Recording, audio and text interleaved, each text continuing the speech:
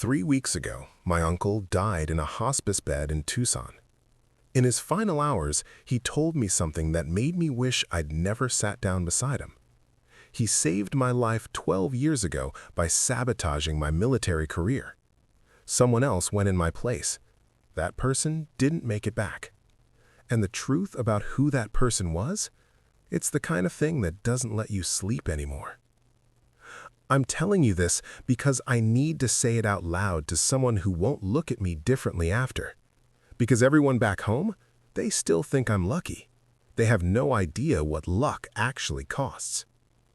My name is Ryan Castellano. I enlisted in the Marines right out of high school in 2008, not because I was particularly patriotic or looking for adventure.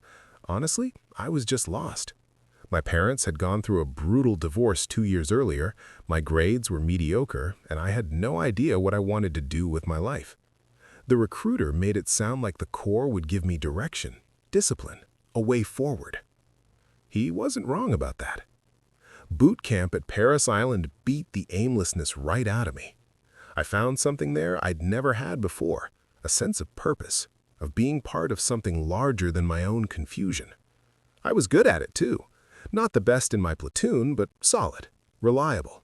The kind of Marine you could count on to do his job without drama.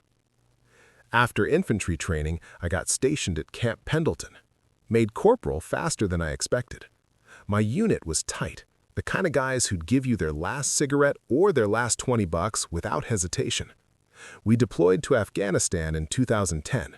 Pulled a 7-month tour in Helmand Province that left all of us a little different than when we'd arrived. But we came back together, all of us. That matters, that we all made it back from that first deployment. I had family in Arizona, my mom's side. My Uncle Frank was the one I'd always been closest to. He'd been a cop in Phoenix for 23 years, never married, no kids. When I was growing up, he was the one who'd show up at my Little League games when my dad was too busy with work or too drunk to care. He taught me how to change a tire, how to throw a proper punch, how to parallel park, all the stuff a father should teach his son, but mine couldn't be bothered with. After my parents split, Uncle Frank became even more important to me. He'd call every couple weeks when I was overseas, just to check in. Nothing heavy, just normal conversation about baseball or whether I'd seen any good movies lately. That kind of normalcy meant everything when you're 8,000 miles from home, living on a fob where the only entertainment is watching the same 3 DVDs on rotation. When I got back from Afghanistan, I spent my leave in Tucson with him. We drank beer on his back porch, watched the sunset turn the desert mountains purple and gold. He asked me about the deployment, but not in the way civilians do, not looking for war stories or drama. He just wanted to know if I was okay, if I was sleeping all right, if I needed to talk about anything. I told him I was fine. Mostly I believed it. In early 2012, my unit got orders for another deployment, Iraq this time, part of the ongoing advisory mission helping to train Iraqi security forces. It was supposed to be relatively safe compared to our Afghanistan tour, mostly base work, training exercises, low-intensity peacekeeping. We'd be stationed at a joint base outside Mosul for 6 months, starting in May. I was actually looking forward to it. The structure, the mission, the brotherhood. I'd found my place in the Corps, and another deployment felt like what I was supposed to be doing. Uncle Frank didn't say much when I told him about the orders. We were on the phone, and there was this long pause after I mentioned Iraq. Long enough that I thought the connection had dropped. "You still there?" I asked. "Yeah, I'm here."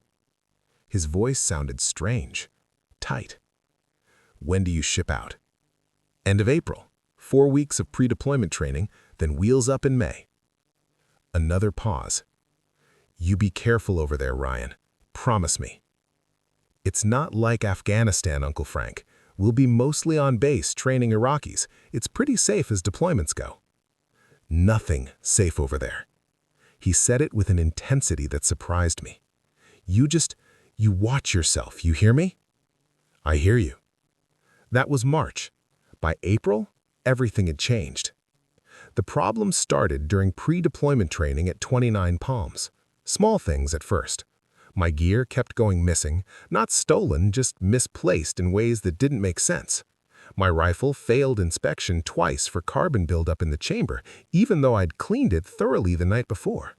I got written up for being late for formation when I could swear I'd been standing there on time. Then the bigger stuff started happening. Before I tell you what I found in that envelope, if you're hooked on this story, hit that like button and subscribe. There are dozens more voices like mine here. And drop a comment with your country. I'm curious where all of you are listening from. My medical records got flagged. According to the documentation that appeared in my file, I'd reported chronic back pain and migraines to the battalion aid station. Problem was, I'd never been to the aid station. Not once. I told my platoon sergeant there had to be a mistake, that I'd never reported any of those symptoms because I didn't have any of those symptoms. He looked at me with this expression somewhere between sympathy and suspicion. Records say you've been in 3 times in the past 2 months, Corporal. Says here you've been prescribed muscle relaxers and migraine medication. Sergeant, I swear to you, I've never... You got the prescription bottles. No, because I never got any prescriptions. Someone's made a mistake. A mistake? He looked at the file again, then back at me. These are signed medical reports, Castellano. Doctor's signature, dates, your medical record number. You saying the docs are lying? I'm saying something's wrong with the system. This isn't me. But I couldn't prove it. And as more documentation surfaced, missed appointments I'd supposedly skipped, medications I'd supposedly been prescribed, symptoms I'd supposedly reported, my credibility started crumbling. My command started looking at me differently, like maybe I was trying to game the system, trying to get out of deployment. The final blow came 2 weeks before we were supposed to ship out. I got called into the company office. The CO was there, along with the battalion medical officer. They told me my deployment was being canceled pending a full medical evaluation. The chronic issues in my records represented a potential liability for the unit. Sir, there's been a massive error, I said. None of this is real. I never reported any of this. Then you're saying you've been experiencing these symptoms without reporting them? The medical officer raised an eyebrow. Because that's worse, Corporal. That's a failure to report a medical condition, which is its own violation. I was trapped. Either I'd reported symptoms that made me non-deployable, or I'd failed to report symptoms I was having, which also made me non-deployable. There was no way out of the box they'd built around me. I want this on record, I said. I am fit for deployment. I request a full independent medical examination. Request noted. The CO's voice was flat. But you're still non-deployable pending evaluation.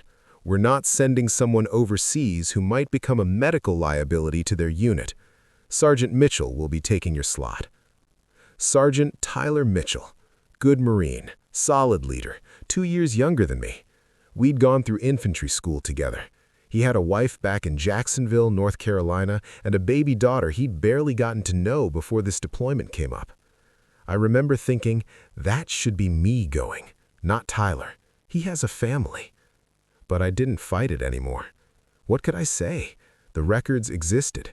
They were official, signed, documented. I looked like I was either lying to avoid deployment or had lied about my medical condition. Either way, my reputation was gone. I stayed at Pendleton while my unit deployed without me. It was the worst kind of limbo, still in the Corps, still drawing pay, but separated from my brothers, from my purpose. The medical evaluation dragged on for weeks. Every test came back normal. No back problems, no migraines, no sign of any of the conditions that were supposedly documented in my records. I don't understand this, the examining physician told me after the 4th round of tests. According to your history, you should be experiencing chronic pain and neurological symptoms, but you're completely healthy. Because I always was healthy, someone falsified those records. He gave me a look that said he'd heard every excuse in the book. The records are legitimate, Corporal. They're in the system with proper authorization codes and medical officer signatures. What you're suggesting would require access and knowledge that, Well, it's pretty unlikely, but not impossible. Nothing's impossible, but without proof of falsification, we have to go with what's documented. My unit had been in Iraq for 2 months when I got the call. It was a Tuesday afternoon, and I was in the barracks doing laundry, the kind of mundane task that felt surreal when I knew my brothers were 8,000 miles away doing the job I should have been doing with them. The number was from my platoon sergeant's sat phone. "Castellano." His voice sounded hollow, far away. "What happened?" It was an IED, outside Mosul. Tyler was in the lead vehicle heading back from a training site. They didn't make it to the base. Tyler Mitchell, taking the deployment slot that should have been mine, riding in the vehicle I should have been in, hit by an IED that would have been waiting for me. "He didn't make it," my sergeant continued. "2 others were wounded, but they'll recover. But Tyler, he was gone before the medevac arrived." I couldn't speak, couldn't process what I was hearing. "I know what you're thinking," the sergeant said. Don't do that to yourself. This isn't on you." But it was. In every way that mattered, it was. Tyler's wife was 23 years old. Their daughter was 11 months. I went to the memorial service at Camp Pendleton even though I knew I shouldn't, even though seeing his wife's face was like taking shrapnel to the chest. She held their baby girl during the service, and the kid kept reaching for her father's photo on the display, saying "Dada" over and over. I lasted 20 minutes before I had to leave, sat in my car in the parking lot and couldn't stop shaking. That should have been me. That IED was meant for me. Tyler took my place because of medical records that didn't exist, because of problems I never had, because someone or something had made sure I didn't deploy. Now, here's where everything changed. But real quick, if you're invested in how this ends, I'd genuinely appreciate a subscription. More soldier stories drop daily. Comment your country below. Always amazes me how far these reach. I spent the next 6 months trying to figure out what had happened. Who had access to falsify medical records? Who would have motivation to keep me from deploying? I submitted formal complaints, requested investigations, talked to JAG officers. Everyone told me the same thing. The records were legitimate, there was no evidence of tampering, and without proof of criminal activity, there was nothing they could do. My career was effectively over. Even though the medical evaluation had cleared me, the taint in those records followed me everywhere. Other Marines looked at me differently, like I was a coward who dodged deployment while better men went in my place and paid the price. I finished my enlistment in 2014 and didn't re-up. What was the point? The brotherhood I'd found was gone. The sense of purpose was gone. All that was left was guilt and questions that had no answers. I moved back to civilian life in Phoenix, got a job doing security for a tech company. It was mindless work that paid okay and didn't require me to think too much. I lived alone, didn't date, didn't do much of anything except work and try not to think about Tyler Mitchell's daughter growing up without a father. Uncle Frank and I stayed in touch, but something had changed between us. He'd ask how I was doing, and I'd give him the bare minimum answers. I think he could tell I was struggling, but I didn't want to talk about it, didn't want his pity or his concern. The years passed. I went through the motions of living without ever really being alive. Work, home, sleep, repeat. Sometimes I'd go months without thinking about that deployment, about Tyler, about the medical records that had destroyed everything. But it was always there, just under the surface, waiting. In 2022, Uncle Frank was diagnosed with pancreatic cancer, stage 4. The doctors gave him 6 months, maybe a year, with treatment. I visited him every week at first, then every few days as he got worse. We'd sit on his back porch like we used to, watching the desert sunset, not saying much. He'd lost probably 40 pounds, his cop's build whittled down to sharp angles and loose skin. But his eyes were still sharp, still watching me with that expression I couldn't quite read. One evening in late October, he asked me a question that seemed to come out of nowhere. "You ever forgive yourself for Tyler Mitchell?" I looked at him. We'd never talked about this directly. "There's nothing to forgive myself for. I didn't make him go. I didn't plant that IED. But you feel responsible. Wouldn't you? He was quiet for a long time. Then, I need to tell you something, Ryan. Something I should have told you 12 years ago, but I was too much of a coward. The way he said it made my stomach drop. What are you talking about? Those medical records, the ones that kept you from deploying. What about them? He took a breath that turned into a cough. When he recovered, he looked at me with an expression I'd never seen on his face before. Fear. They were real. The signatures, the authorization codes, everything. They were put into the system by someone who knew how to make them look legitimate. I don't understand what you're... It was me, Ryan. I did it. The world went very still, very quiet, like someone had pressed pause on reality.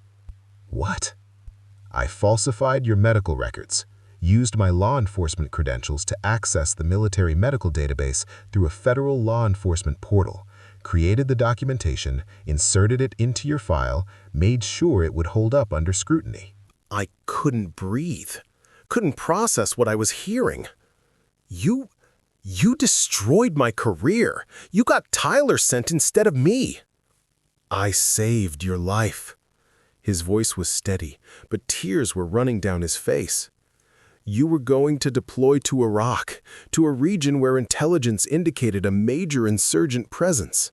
The advisory mission was supposed to be safe, but I had contacts in federal law enforcement who were sharing information about IED threats, about specific targeting of American advisors.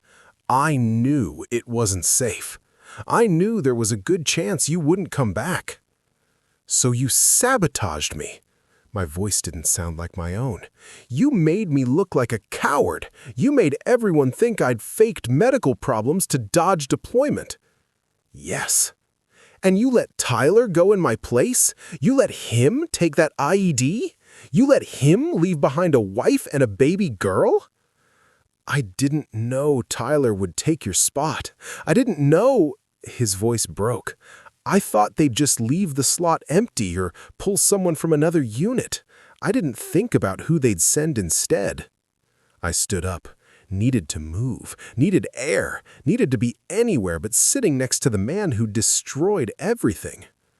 Ryan, please, don't. I was shaking. Don't you dare ask me to understand this.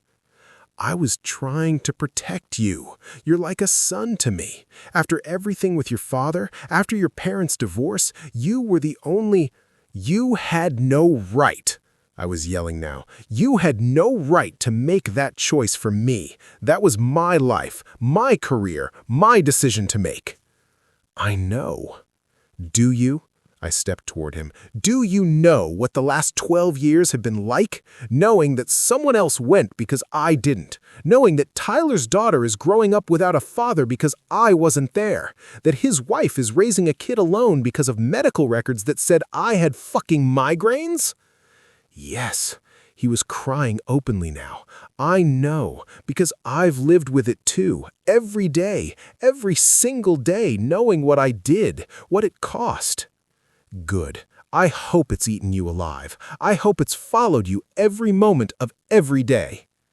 I left, drove home with my hands gripping the wheels so tight my knuckles were white, sat in my apartment in the dark, trying to make sense of what I'd just learned. Uncle Frank had saved my life. He'd also destroyed it. Both things were true, and I didn't know how to hold them both in my head at the same time. I didn't go back to see him for 2 weeks. He called, left voicemails I didn't listen to. My mom called too, said Frank was getting worse, said he was asking for me.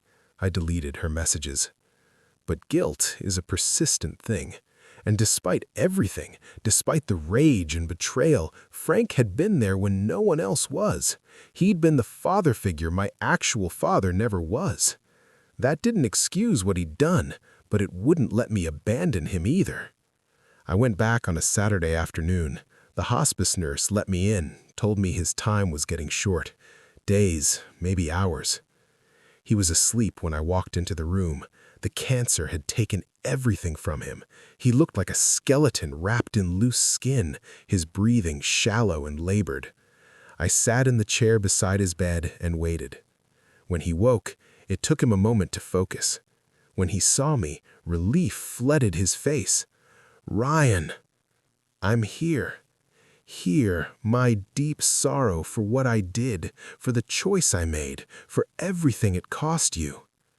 I wanted to stay angry, wanted to hold on to the rage that had sustained me for the past 2 weeks, but looking at him, knowing he was dying, I couldn't find it anymore. Just exhaustion, just overwhelming sadness.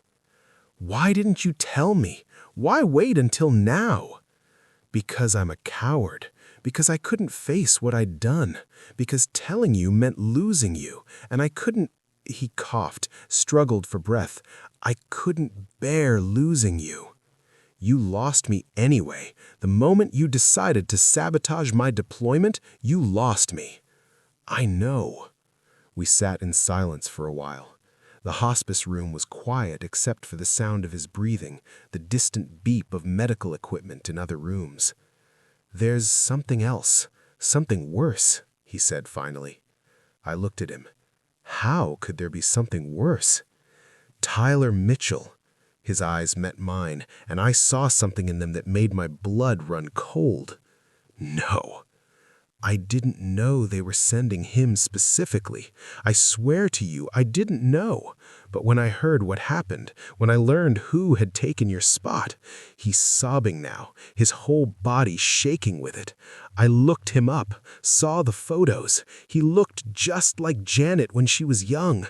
He had her smile. I need to tell you what happened next, but first, if this story's got you, show some love with a like and subscribe. I read every comment, especially love seeing where you're all from around the world. Tyler Mitchell was family. Uncle Frank had saved me by sending his own nephew, his own blood, to take that IED instead. Did Janet know? My voice sounded strange, distant. Did she know what you did? No. No one knew except me. Janet and I hadn't been close for years. I didn't even know Tyler had enlisted until I started digging after it happened. And you never told her? How could I? More tears, more coughing. How could I tell my sister that her son went in place of you because I falsified records? That he left behind a wife and daughter because I was trying to save someone else? You should have. The words came out flat, empty. You should have told her. You should have told everyone. You should have confessed 12 years ago and faced what you did. I know. God, I know. But I was too weak, too afraid. I told myself I was protecting you, protecting Janet from the truth, protecting myself. But I was just a coward. I stood up. Couldn't sit there anymore. Couldn't be in that room with him in this confession and the weight of everything it meant. Ryan, please, I need you to understand. Understand what? I turned on him. That you played God with people's lives? That you decided I was worth saving and Tyler wasn't? That you let your own nephew go in my place and never said a word? I didn't decide Tyler wasn't worth saving. I was just trying to save you. It's the same thing. I was shouting now, and I didn't care who heard. You chose. You looked at the two of us and decided I got to live and he got to take that IED. His wife got to be a widow. His daughter got to grow up without a father because you decided. I know what I did. He was crying so hard he could barely breathe. I know I destroyed lives. I know I played God. I know I'm going to hell for it. But I'd do it again. God help me, if I had to make the same choice, I'd do it again, because I couldn't lose you. I couldn't let you go over there and not come back. The truth of it was somehow worse than the lie, that he'd do it again, that saving me was worth any price, even his own nephew's life. I left the room, made it to my car before I started shaking so hard I couldn't drive. Sat in the parking lot of the hospice facility and tried to breathe, tried to think, tried to find some way to process what I'd just learned. Tyler Mitchell was family. Uncle Frank had known after the fact that he'd sent family to take my place, and he'd never said a word, never confessed, never faced what he'd done. He'd carried that secret for 12 years, and now he'd handed it to me like it was something I needed to carry too. I went back to Janet's information I'd avoided for years because it hurt too much to see Tyler's family. Found her number in North Carolina. Stared at it for an hour, trying to decide if telling her would make anything better or just spread the poison further. In the end, I didn't call. Because what would I say? Your brother falsified my medical records, which got your son sent in my place, and he took an IED that was meant for me? Your son's gone because someone decided I was worth saving more? That kind of truth doesn't heal anything, it just breaks more people. Uncle Frank passed away 3 days later. I was there when it happened, sitting beside his bed in the early morning hours. His breathing had gotten worse, more labored, until it finally just stopped. The nurse came in, checked his vitals, wrote the time. 4:47 a.m. The time that Frank Castellano finally stopped running from what he'd done. The funeral was small. Some retired cops from his department, a few neighbors, my mom. I gave a eulogy that talked about the man he'd been when I was growing up, the uncle who showed up, who cared, who was there when my father wasn't. I didn't mention what he'd done. Didn't mention Tyler, or the medical records, or the choice that had destroyed 3 lives to save 1. After the service, my mom pulled me aside. Frank asked me to give you something. He made me promise I'd do it after he was gone. She handed me an envelope, heavy, official-looking. My name written on it in Frank's handwriting. What is it? I don't know. He wouldn't tell me, just said you'd need it someday. I opened it that night, sitting at my kitchen table with a beer I couldn't drink. Inside was a flash drive and a letter. The letter was in Frank's handwriting, shaky but legible. Ryan, if you're reading this, I'm gone. And maybe that's for the best. Maybe it's easier to hate a dead man than face what I did while I was alive. On this flash drive is everything. All the evidence of what I did. The access logs, the falsified signatures, the records I created. Enough to prove the fraud. Enough to clear your name with the Corps if you want to pursue it. Enough to destroy my reputation and what's left of my legacy. I thought about destroying it. About taking the secret to my grave and letting everyone remember me as a decent cop who served his community. But that's not your burden to carry alone. This was my choice, my crime. You shouldn't have to live with it without having the power to expose it. Do what you think is right. Turn it into the authorities. Clear your name. Tell Janet the truth about Tyler. Or bury it again and let the dead stay dead. I'm sorry doesn't begin to cover what I owe you. I'm sorry doesn't cover what I owe Tyler, or Janet, or Tyler's wife and daughter. I saved you and destroyed everyone else in the process. I played God, and people paid with their lives. The worst part? I'd do it again. Because you were mine to protect, and I couldn't let you go. I couldn't be the one who stood by and let you get sent to your fate. But Tyler was mine to protect too, and I failed him in every way an uncle can fail. I love you.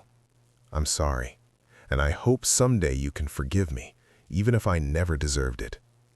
Frank. I sat with that letter and that flash drive for hours. Thought about clearing my name, about finally being able to prove what really happened. Thought about going to the Marine Corps with evidence of fraud, about getting my record corrected. But it wouldn't bring Tyler back. It wouldn't give his daughter a father or his wife a husband. It would just spread the pain wider, make more people carry what Frank had done. And Janet. God, what would it do to Janet to learn that her brother had been responsible for her son's fate? That Tyler had gone in my place because of calculated sabotage by someone who was supposed to protect him too. I thought about what justice looked like here. What accountability looked like, what the right thing to do was. And I realized there wasn't a right thing. There was just a series of bad choices, each one making things worse in different ways. In the end, I kept the flash drive, locked it in a safe deposit box at my bank with instructions that if anything happens to me, it goes to the Marine Corps Inspector General. but I didn't pursue it. Didn't clear my name or expose Frank's crime. Because Tyler's daughter is 15 now. Tyler's wife remarried 3 years ago to a good man who's helping raise that girl. Janet is in her 70s, living peacefully in North Carolina near her grandkids. Dropping this truth on them wouldn't be justice. It would just be more destruction in the wake of Frank's choice. So, I carry it instead. The knowledge of what really happened. The evidence that could clear my name but would destroy others. The secret that Frank handed me because he couldn't take it to his grave alone. Sometimes I wonder if I'm doing the right thing. If silence is complicity. If keeping this hidden makes me as guilty as Frank was. Other times I think about that 15-year-old girl, Tyler's daughter, and how she's finally started healing. How she calls her stepfather Dad now. How she's got a future that doesn't revolve around the tragedy that took her biological father. And I think maybe the right thing to do is let her keep that future. Let Janet keep her peace. Let Tyler's wife keep her rebuilt life. Even if it means I never get mine back. I still work security in Phoenix, still live alone, still don't talk much about my time in the Corps. When people thank me for my service, I just nod and change the subject. Because how do you explain that someone else served in your place? That your uncle loved you so much he was willing to sacrifice anyone else to keep you safe? That you are alive because someone else took the IED that had your name on it? You don't. You just carry it. Like you carry everything else that doesn't have an answer. 3 weeks ago, cleaning out Frank's house, I found a box in the back of his closet. Inside were photos of Tyler, printed from what must have been his social media or military records. Pictures of him in uniform, pictures of him with his wife and baby daughter, pictures of him smiling. Frank had kept them, had looked at them, had carried the weight of what he'd done not just as an abstract knowledge, but as something concrete, something with a face and a family. I don't know if that makes it better or worse, that he knew exactly who he'd sacrificed, that he'd looked at his nephew's face and still believed saving me was worth it. There was a note in the box too, in Frank's handwriting. I'm sorry, Tyler. You deserved better than this. Better than me. I burned the photos, burned the note. Felt like they weren't mine to keep, weren't mine to carry. Frank's guilt was his own, and he took it with him. But the flash drive is still in that safe deposit box. The evidence is still there, and someday, maybe, someone will need it. Someone will need to know the truth. For now, though, it stays hidden, like everything else that's too complicated to expose, too painful to resolve. I visit Tyler's grave sometimes. It's in a veterans cemetery in Jacksonville, North Carolina. Takes me 9 hours to drive there from Phoenix, but I make the trip once a year. I never tell anyone I'm going, never bring flowers or leave anything behind. I just stand there and tell him I'm sorry. Sorry that he went in my place. Sorry that Frank's love for me meant his life ended at 24. Sorry that his daughter grew up without him because someone decided I was worth saving more. I don't know if he'd forgive me. I don't know if forgiveness is even the right word for something like this. But I tell him anyway, because someone should say it out loud. Someone should acknowledge that the price of my life was his. And I tell him about his daughter, how she's doing well, how she's smart and kind and looks just like him in the photos. How she's got people who love her and a future ahead of her. I tell him that maybe, in some way, the sacrifice wasn't completely meaningless. That she's growing up good and strong, and maybe that counts for something. I don't believe it, but I say it anyway. Because what else is there? Last week, I got a call from Janet. She'd found my number somehow. Wanted to reach out because she was going through Frank's effects and found letters he'd written to me over the years. Wondered if I wanted them. I said yes, met her at a coffee shop in Scottsdale where she was visiting a friend. She looked like Tyler. Same eyes, same smile. It was like looking at a ghost. We talked about Frank, about what a good brother he'd been when they were young, how he'd always looked out for her, how he'd been devastated when Tyler was lost, but had never talked about it much. He carried guilt about it, she said, about not being able to protect Tyler. I told him it wasn't his fault, that there was nothing he could have done, but I think he blamed himself anyway. I nodded, couldn't speak. He talked about you sometimes, she continued. Said you were like a son to him. Said he was grateful you'd made it back from your deployment safe. I think having you around helped him deal with losing Tyler. The irony of it was like a knife between my ribs, that Janet thought Frank's relationship with me had helped him cope with Tyler's loss. That she had no idea Frank caused that loss to save me. I took the letters, thanked her, watched her drive away, and knew I'd never tell her the truth. She'd lost her son. She didn't need to lose her brother too, even if he was already gone. The letters are in my apartment now, in a drawer I haven't opened since I brought them home. Frank's words, Frank's voice, from before everything fell apart. Maybe someday I'll read them. Maybe someday I'll be able to separate the man who raised me from the man who destroyed everything to protect me. But not yet. For now, I just keep going. Work, home, sleep, repeat. Same as the last 12 years. Same as it'll be for however many more I have left. People say time heals, that distance gives perspective, that eventually you make peace with the things you can't change. I don't know if that's true. I don't know if there's peace to be found in something like this. What I do know is that Frank saved my life, and in doing so, he made sure I'd spend the rest of it wishing he hadn't. That's the cost of being loved that much, I guess. Someone cares enough to move heaven and earth to protect you, and you get to live with what that protection cost everyone else. Tyler's wife has a new life now. Tyler's daughter has a stepfather who treats her well. Janet has her memories of a son who served his country honorably. They've all found ways to move forward. Me?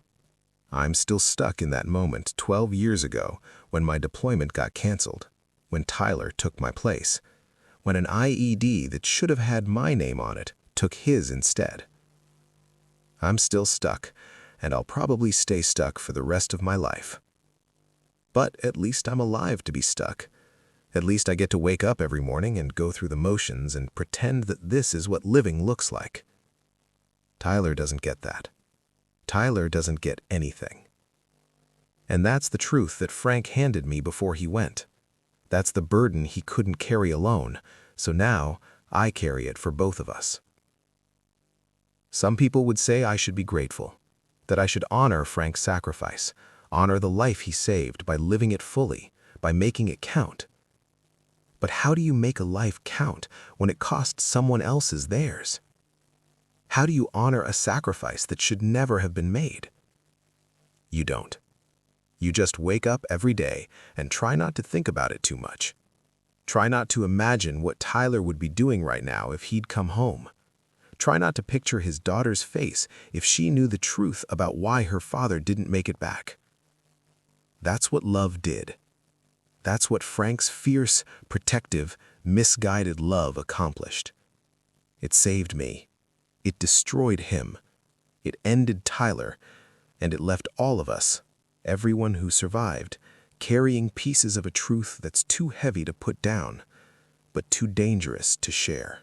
I learned that there's no such thing as a clean choice, that trying to play God only proves you're human, with all the flaws and failures that come with it. And I learned that some questions don't have answers, like whether I should have told Janet the truth, whether keeping Frank's secret makes me complicit in what he did, whether Tyler's daughter deserves to know that her father's fate was sealed by her great-uncle's love for someone else. These questions follow me everywhere. They're there when I wake up, when I drive to work, when I lie in bed at night staring at the ceiling. And they'll be there tomorrow, and the day after, and every day for the rest of however long I have left. That flash drive is still in the safe deposit box. The evidence is still preserved, And every time I visit that bank, every time I pay the annual fee to keep that box, I ask myself the same question. What am I waiting for? What moment of clarity do I expect to arrive that will tell me definitively what the right thing to do is? I don't think that moment's coming. I think this is just how it is now, living in the gray space between truth and mercy, between justice and protection, between honoring the dead and protecting the living. Frank made his choice 12 years ago. He chose me over Tyler, chose protection over honesty, chose love over ethics. Now, I make my choice every day. I choose silence over exposure. I choose Janet's peace over my vindication. I choose Tyler's daughter's future over the truth of her father's past. Maybe that makes me a coward just like Frank. Maybe I'm just continuing his crime by covering it up, by keeping the evidence locked away where it can't hurt anyone else.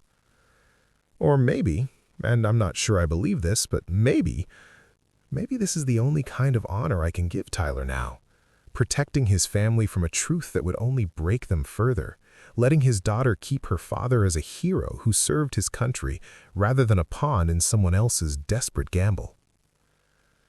I don't know. I just know that 3 weeks ago, my uncle died, and in his final confession, he handed me a burden I'll carry for the rest of my life. He saved me by sabotaging my career. Someone else took my place. That person didn't make it back. And that person was family, his nephew, my second cousin. Frank loved me enough to sacrifice anyone else to keep me safe, and now I have to live with what that love cost. Every single day.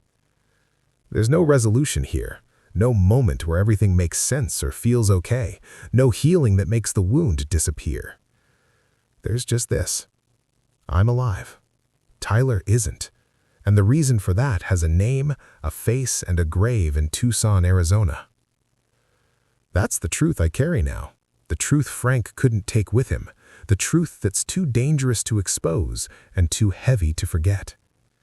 And if you're listening to this, wondering what you would do in my place, whether you'd turn in the evidence or keep it hidden, whether you'd tell Janet or protect her from the truth, I can't tell you what's right. I can only tell you what I chose. I chose to let the dead rest. I chose to let the living heal. I chose to carry this alone rather than spread it to people who've already suffered enough. Maybe that's mercy. Maybe it's cowardice. Maybe it's both. But it's mine to carry now. Frank made sure of that. And some nights, when I can't sleep and the guilt is too heavy to breathe through, I wonder if this was part of his plan all along. If handing me this burden was his way of making sure I'd understand, really understand what he'd done, what it cost, what it meant to play God with people's lives. If that's what he wanted, it worked. I understand now. I understand what it means to hold someone's fate in your hands, to make a choice that helps one person and destroys another, to live with that choice every day for the rest of your life. I understand it completely, and I wish to God I didn't.